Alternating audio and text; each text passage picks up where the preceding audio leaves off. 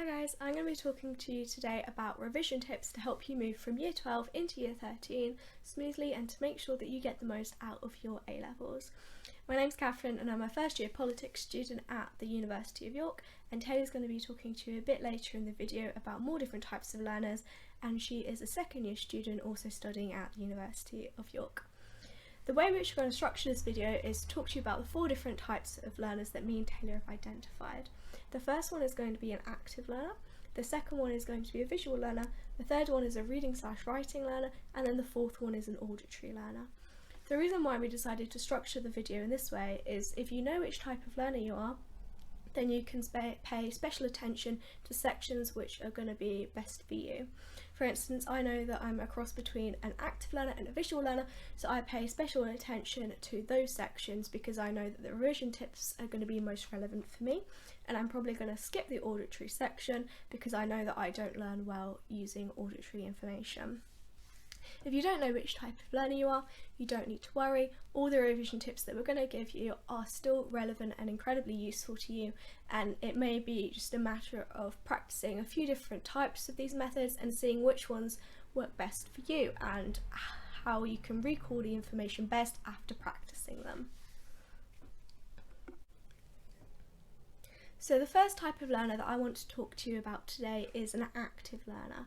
Active learners work best when the information given to them is presented in a unique way and they remember the information for that reason rather than the content itself. So active learners work really well in engaging in group discussions and group activities, such as effective revision groups, which is what I'm going to be talking to you today specifically about for the active learner trope. So my first tip for holding an effective study group is to pick only one person to take with you. I find that the smaller a revision study group is, the more effective that it's going to be. The person that you're going to pick to be your study buddy is going to have to be a friend of yours because you want to feel comfortable bouncing ideas back and forth from one another, and they're also going to have a different level of understanding to you going into the content that you're going to revise. So either you're going to be less knowledgeable on the topic and your friend is going to be more knowledgeable on the topic, or vice versa. The reason why it's going to be this way is because the person who's more knowledgeable about the topic is going to teach the person who's less knowledgeable.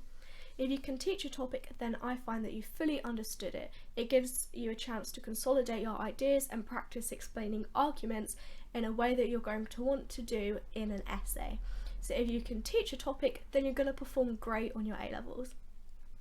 And this is a win-win situation because the person who is less knowledgeable on the topic is going to get a base level of understanding and a chance to ask the person who is more knowledgeable questions and really test their understanding of the subject.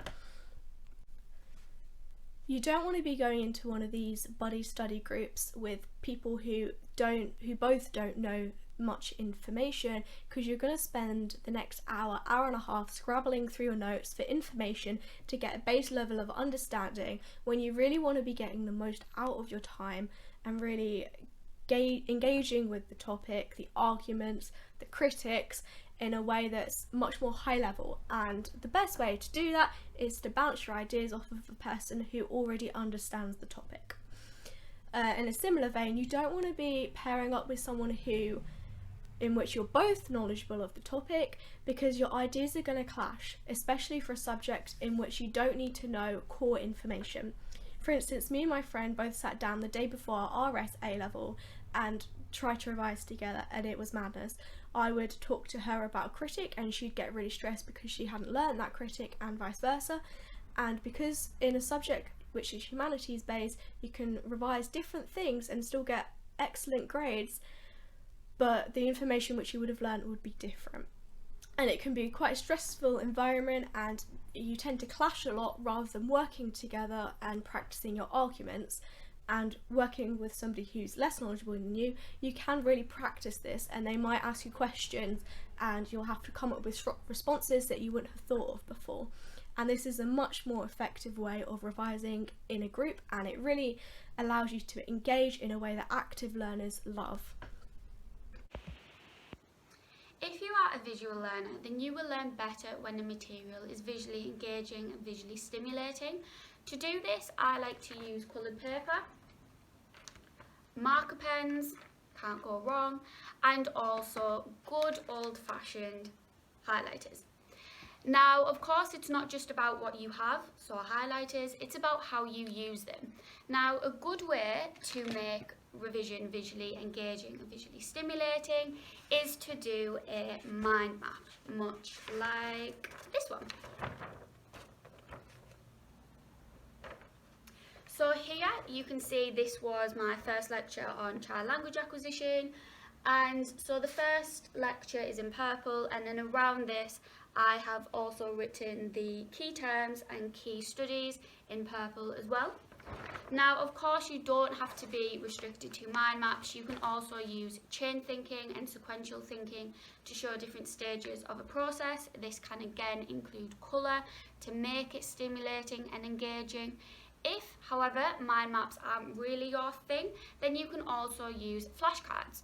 So with flashcards, you can write a key term on the front and then the definition on the back, or you can write a study on the front, the person of the study, the year that the study was conducted, and then again on the back you just write what the study involved. Now, when you use flashcards, it's imperative that you don't just create them, leave them. You must use them. So you can either get people to test you can test yourself, you can get your friends to test you can switch flashcards with your friends. It's totally up to you. But don't just create a resource and then leave it. You have to be active with your materials in order to get the most out of them.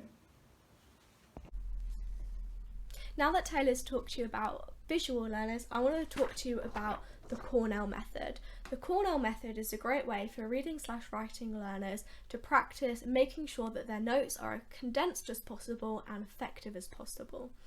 So when you're writing your notes, you want to make sure that they are as clear and concise as possible, and each time that you revise, re-revise and re-revise, you're condensing your notes again instead of rewriting them each time. And the Cornell Method really aids you in that. So the first section, which you're going to write first after splitting your page up like this, is all the notes for a topic. That this will be all the information, but you want to make sure that already you're writing it condensed. You want bullet points, shorthand, quick quotes and scripture, and just critic names. In section 2, you want to condense your notes even further into the keyword section. The keyword section is going to be where you write your critics, processes, etc. And it's going to eventually, if you look at this, it's going to trigger all the information which you've already written in section 1. Once you've written section 1 and 2, you're going to write in section 3, which is your argument. If you do a subject which isn't argument based, which is more scientific, this is going to be your brief overview section. So at the end of revision, you're just going to write your argument or the overview of the process, and all of this information is going to trigger the keywords and the notes. The Cornell Method works so well because you're really coming up with these trigger words which sets off a mind map in your brain. Again, I mentioned it in the Cornell Method, but if you're a reading/writing learner, do not rewrite your notes word for word. It's not going to be useful even if you think it is. You really want to be testing the connections in your brain and practicing the way in which those connections are formed, and rewriting it word for word, looking at your sheets, is not going to do that for you. You want to read through the A4 sheet of notes that you've made in the Cornell Method or in a mind map or however other method that you decided to make your notes the first time revising, and then leave it alone and grab an A4 bit of paper and blurt the information out. Blurting is another revision technique that is incredibly effective and that I personally use in my A-levels.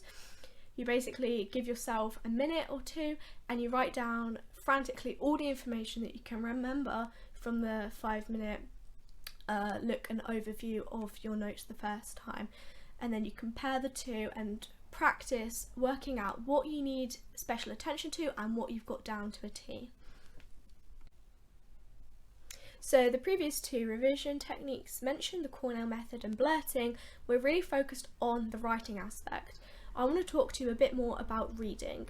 Most of you won't have to do extortionate amounts of reading for your subject, but if you're looking from a textbook, for instance, it's really about picking out which information is most relevant to you. if you own the textbook, you can highlight, but be really sparing with your highlight. You don't want to be highlighting every other sentence or every word. You really want to be picking out the information which you genuinely think you're going to use. So be extra critical with the information that you're reading, and as long as you get the overarching argument from the piece, that's what's most important. If you're an auditory learner, then you will learn best through listening and through hearing. So a great revision technique is to use voice memos. When doing this, all you need to do is record yourself explaining key terms, their definitions, studies, stages of a process, anything. And then when you're walking the dog, when you're on a run, when you're at the gym, when you're on the bus, just pop your headphones in and have a listen.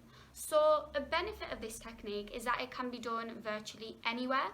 The only limitation is that you have to listen to your own voice over and over and over again, which can be a little bit annoying, a little bit repetitive, but the pros outweigh the cons, so it's beneficial in the long run.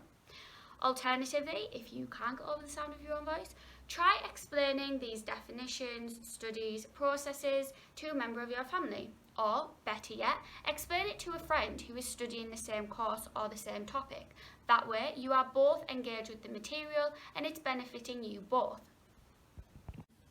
No matter what subject you're studying for or what type of learner you are, there are some basic tips which can really help with your revision.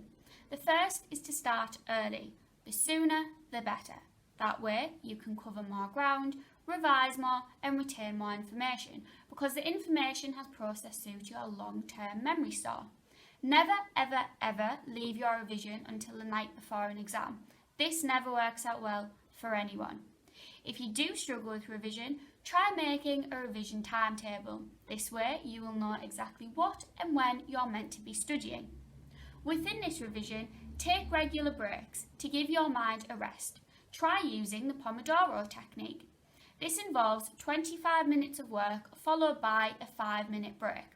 This process is then repeated 4 times and you reward yourself with a slightly longer break.